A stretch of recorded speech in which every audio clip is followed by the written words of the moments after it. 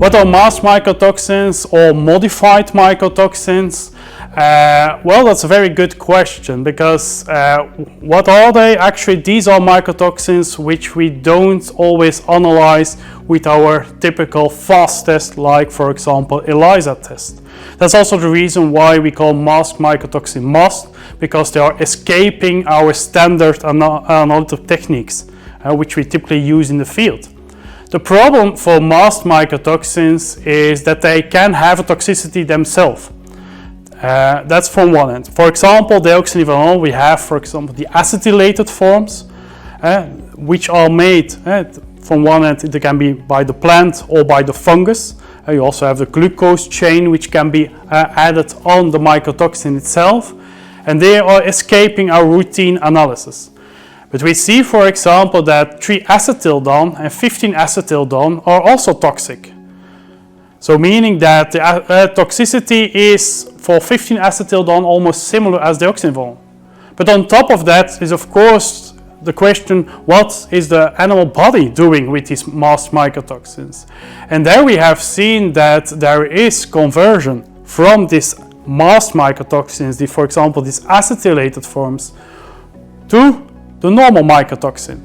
So they are almost, both in chickens, we have done some studies, but also in pigs, that we see that they convert almost completely to deoxynivalenol for the acetylated forms of deoxynivalenol.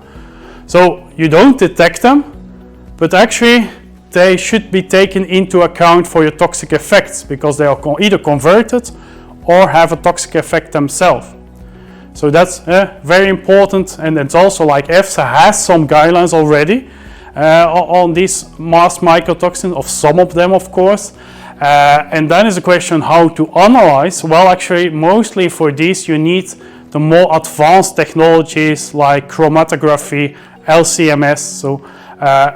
So you need really advanced, more expensive technologies mostly to detect this. Some, let's say, the cheaper fast test will sometimes measure some of the masked mycotoxins, but they will not able to differentiate between the masked mycotoxin and the original component, original mycotoxin. And sometimes they don't even know if they take into account the masked mycotoxin. But it's definitely something important to take into account, because the levels of the masked mycotoxins might sometimes be at very high level, at very significant level.